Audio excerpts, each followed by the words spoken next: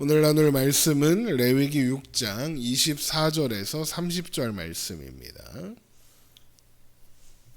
레위기 6장 24절에서 30절 말씀. 레위기 6장 24절에서 30절입니다. 우리 한 목소리로 읽겠습니다.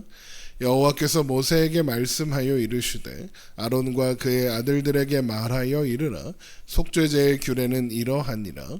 속죄제 제물은 지극히 거룩하니 여호와 앞 번제물을 잡는 곳에서 그 속죄제 제물을 잡을 것이요 죄를 위하여 제사 드리는 제사장이 그것을 먹되 곧 회막들 거룩한 곳에서 먹을 것이며 그 고기에 접촉하는 모든 자는 거룩할 것이며 그 피가 어떤 옷에든지 묻었으면 묻은 그것을 거룩한 곳에서 빨 것이요 그 고기를 토기에 삶았으면 그 그릇을 깨트릴 것이요 유기에 삶았으면 그 그릇을 닦고 물에 씻을 것이며 제사장인 남자는 모두 그것을 먹을지니 그것은 지극히 거룩하니라.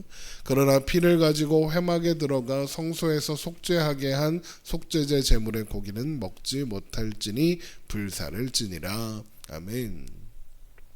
지난 시간 어제에 이어서 속죄제의 규례를 계속해서 살펴보려고 합니다.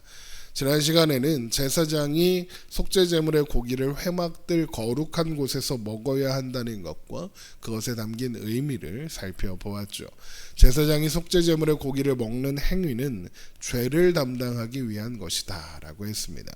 이는 하나님께서 죄를 용서하시고 그를 용납하시고 받으셨다라는 것을 선포하는 보여주는 행위다라고 설명드렸죠.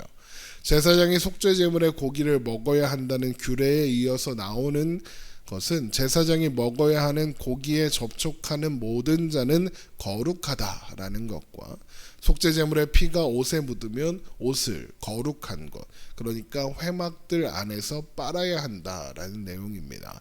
레위기 6장 27절입니다. 그 고기에 접촉하는 모든 자는 거룩할 것이며 그 피가 어떤 옷에든지 묻었으면 묻은 그것을 거룩한 곳에서 빨 것이요. 고기에 접촉하는 모든 자가 거룩하다라는 것은 레위기 6장 18절에서 소제물을 만지는 자마다 거룩하다고 하신 것과 같은 의미입니다. 레위기 6장 18절 한번 보죠. 레위기 6장 18절 아론 자손의 남자는 모두 이를 먹을지니 이는 여호와의 화제물 중에서 대대로 그들의 영원한 소득이 됨이라. 이를 만지는 자마다 거룩하리라. 제가 이 부분을 다루면서 설명드렸던 것처럼 거룩은 전염되지 않습니다. 그러므로 이 말씀은 속죄제 제물의 고기를 만졌기 때문에 거룩해진다라는 의미가 아니라 그 고기가 하나님께 드려진 성물이기 때문에 그 고기를 다루고 먹는 것 또한 거룩하게 구별된 존재인 제사장들만이 해야 한다는 의미입니다. 그래서 레위기 6장 29절에 제사장인 남자는 모두 그것을 먹을지니 그것은 지극히 거룩하니라 라고 하는 겁니다.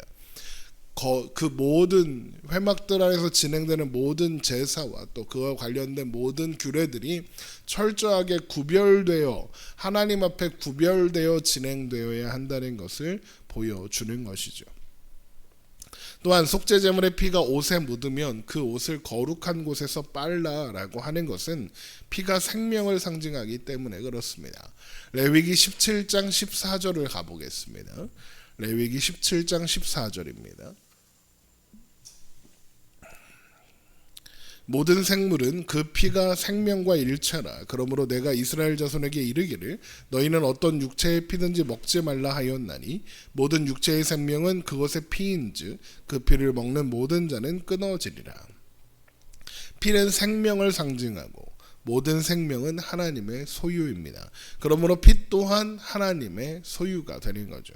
그러므로 옷에 묻은 피를 회막 밖으로 가지고 나가면 안 되는 것이고 그것을 거룩한 곳, 곧 회막들에서 빨아 피를 물과 함께 땅에 쏟게 하는 겁니다. 그렇게 피를 제단 앞에 쏟으라는 속죄제의 규례를 지키게 되는 것이죠. 그런데 피를 땅에 쏟는 행위는 속죄의 피가 흙을 덮는 것이 흙으로 만들어져 흙으로 돌아가야 하는 인간의 죄를 덮는 것을 상징한다고 설명드린 바 있습니다. 그래서 옷에 묻은 피를 거룩한 곳에서 빠는 행위는 예수님의 피에 그 옷을 씻어 희게 하는 것을 예표합니다. 그래서 요한계시록 7장 14절을 보면 내가 말하기를 내 주여 당신이 아시나이다 하니 그가 나에게 이르되 이는 큰 환난에서 나오는 자들인데 어린 양의 피에 그 옷을 씻어 희게 하였다라는 말씀이 나오죠. 어린 양의 피에 그 옷을 희게 한 자들, 어린 양의 피에 그 옷을 씻어 희게 한 자들, 예수 그리스도의 보혈에 덮인 자들, 그래서 죄가 가리워짐을 받은 사람들이 바로 우리들인 거죠. 이것이 옷에 묻은 피를 거룩한 곳에서 빠는 행위에 담긴 예표인 겁니다. 예수 그리스도를 예표하는 장면이다라는 것이죠. 이어지는 레위기 6장 28절은 속죄 제물을 먹기 위해 사용하는 도구를 처리하는 규례입니다. 속죄 제물의 고기를 토기에 흙으로 만든 그릇에 삶았으면 그 그릇은 깨트리고 유기, 그러니까 청동 그릇, 우리가 흔히 제사를 지내거나 할 때 사용하는 그 그릇 있잖아요. 구리 그릇 반짝반짝한 거. 그 청동 그릇에 삶았으면 그 그릇을 닫고 물에 씻어야 합니다. 레위기 6장 28절입니다. 그 고기를 토기에 삶았으면 그 그릇을 깨트릴 것이요 유기에 삶았으면 그 그릇을 닫고 물에 씻을 것이며, 토기는 깨트려야 하는데 유기는 닫고 물에 씻으면 되는 이유는 피와 고기 위의 육수가 그릇에 스며들 수 있는가 없는가의 차이일 겁니다. 토기 그릇은 고기를 삶을 때 피와 고기의 육수가 불가피하게 그릇에 스며들 수밖에 없을 겁니다. 그런데 앞에서 확인했던 것처럼 피는 생명을 상징하고 생명은 하나님의 소유이므로 피 또한 하나님의 것입니다. 그러므로 피는 함부로 다뤄지면 안 되는 겁니다. 그런데 청동으로 만든 유기는 씻는 것으로 그것에 묻은 피를 완전히 제거할 수 있죠. 토기에 스며든 피는 하지만 그렇게 할 수 없는 겁니다. 그래서 토기는 깨트려서, 아까 애초에 토기가 흙으로 만들어졌으니까 흙으로 돌아갈 것이고, 그렇게 하면 토기에 스며들었던 피를 땅에 쏟는 것과 같은 모습이 되겠죠. 피를 다루는 방법도 같은 겁니다. 그리고 이렇게 깨어지는 토기 또한 우리를 위해 십자가에 죽으시고 창에 찔려 피와 물을 쏟으신 예수 그리스도를 예표하는 상징이 됩니다. 우리 요한복음 19장을 한번 보겠습니다. 요한복음 19장 33절 말씀입니다. 요한복음 19장 33절.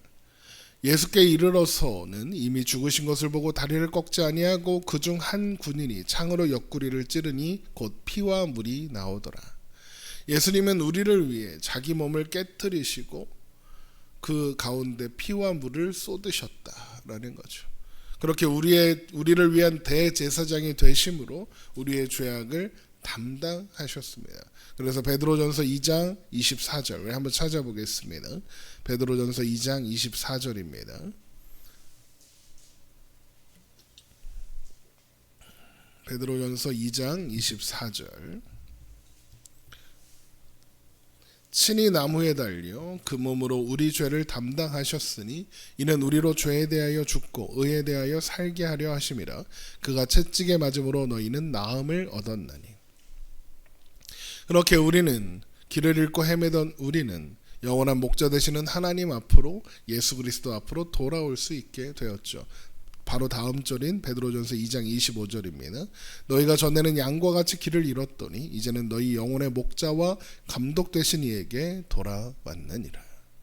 레위기 4장과 5장을 다루면서 확인했던 것처럼 속죄제를 드려 속죄해야 하는 죄는 부지중에 저지른 죄이고, 부지중에 저지른 죄, 부지중이라는 말은 죄 가운데 길을 잃어 죄를 향해 갈 수밖에 없는 현실을 의미한다라고 했었습니다. 바로 그렇게 길을 잃은 우리를 예수님께서 찾아와 주셨고 우리에게 길, 진리, 생명이 되어 주셨으며, 그로 말미암아 우리는 비로소 길을 찾고 목자 되신 주님 앞으로, 집으로 돌아올 수 있게 되었던 겁니다. 이렇게 속죄제의 규례를 통해 우리는 하나님의 은혜와 사랑, 예수님께서 행하신 모든 일을 통하여 우리는 하나님 안에 거하실 수 있게 되었다라는 사실을 확인할 수 있는 겁니다. 여러분 이 사실을 기억하고 묵상함으로 오늘 하루도 우리의 목자 되시는 우리의 길을 인도하시는 예수님을 따라 걸어가는 그렇게 오늘 하루도 살아내는 우리가 되기를 주님의 이름으로 축원합니다. 기도하겠습니다.